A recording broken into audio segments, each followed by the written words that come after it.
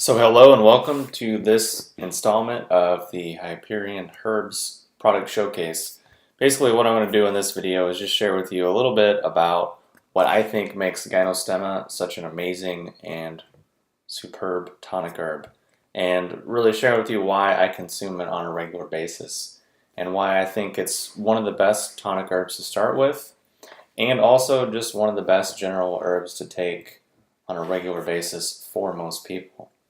It has such a broad spectrum of benefits, and it's really easy to use, and it's also extremely affordable, and it also tastes really good, which is probably why it's been given the nickname of miracle grass or magic grass, or basically the master adaptogen. And I created a video a few years ago called the most potent adaptogen on the planet, and a lot of people have tried to debate me on that and say, oh, this herb or that herb is better than Gynostemma. But what I meant by that title is specifically referring to the fact that Gynostemma has the most concentration of a certain chemical family called saponins of any plant thus far discovered. So an herb like ginseng or astragalus that are highly adaptogenic and regulatory for the body have usually around 30 of these saponins. And Gynostemma has been shown to have somewhere between 90 and 100 plus of these saponins, some of which are identical to those found in ginseng, which in ginseng they're called ginsenosides, and in Gynostemma they're called gypenosides. And basically the simple nature of this chemical in an extremely oversimplified way is that it's water and oil soluble. So it's able to plug in a lot of different places in the body and help to modulate and regulate many different functions within our body. And this is a relatively new herb on the marketplace, on the kind of herbal scene, if we want to call it that. Even though it was used traditionally for a very long time, it was just kind of relegated to the villages and the locales where it was found. And during the late 60s, they were doing research on trying to find things like stevia, meaning natural alternative sugar substitutes found from plants. And they discovered Gynostemma, and because it has kind of a naturally sweet taste. Not overtly sweet like stevia, but it just has kind of a natural sweetness that's very pleasant. So they started studying it in the lab, taking it apart, sort of seeing what was going on. And they found out, whoa, there's actually a lot of good things happening here.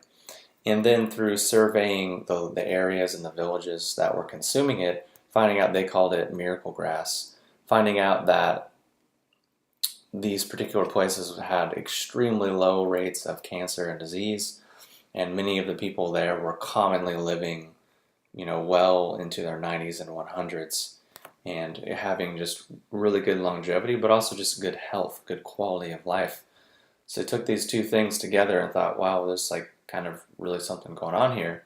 And then as a result, Gynostemma has been slowly gaining traction.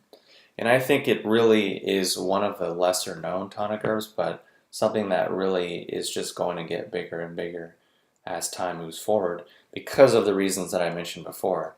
It does all these different things in the body, from being anti-stress, anti-inflammatory, having 82 to 100 plus different adaptogenic phytochemicals, having 8 compounds that are identical to ginseng, and basically being an extremely balancing herb that we can take on a regular basis.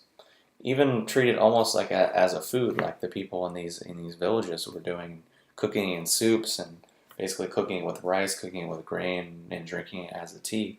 And for me personally, I tend to drink it a few times a day. And definitely in the colder months, I really fancy having Gynostemma hot with meals. Just really helps digestion, really helps just overall just stress modulation, and really helping me to feel balanced and calm throughout the day.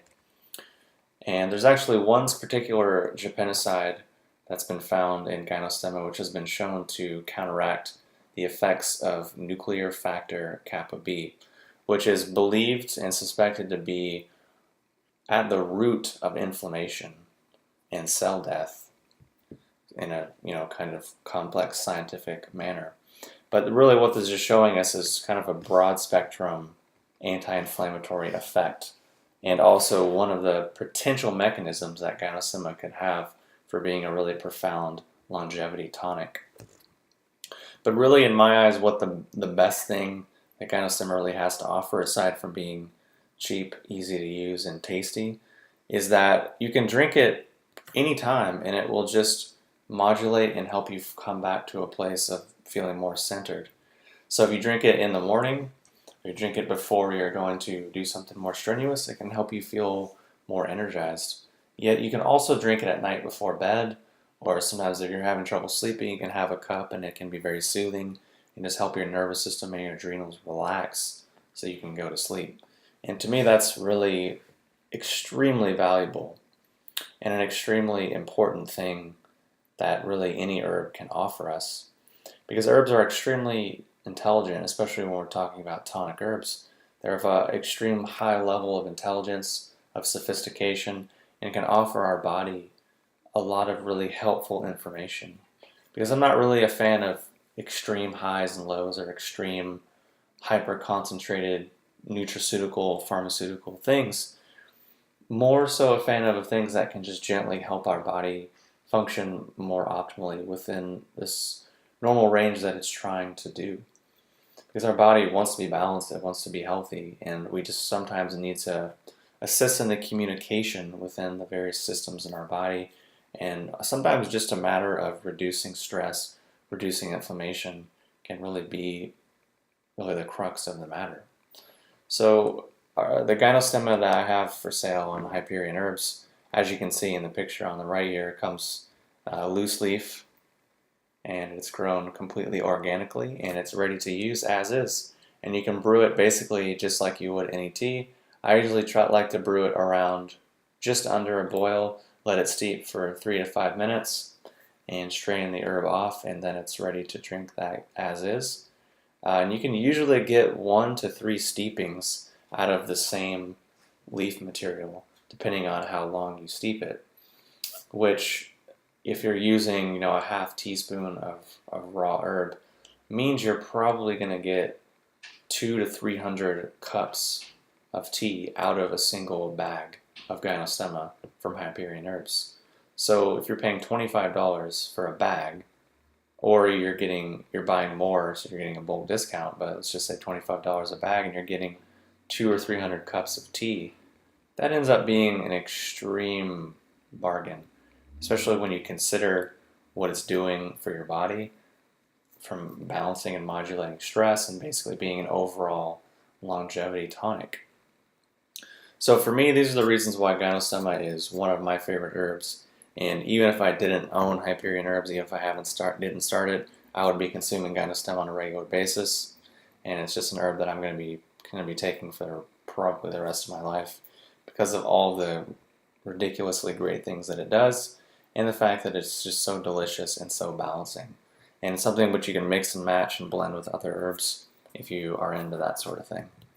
So anyways, thanks for watching this video. If you want to learn more about Gynostemma or you'd like to purchase some, go to hyperionherbs.com, and hopefully this video has been helpful, and I will talk to you soon.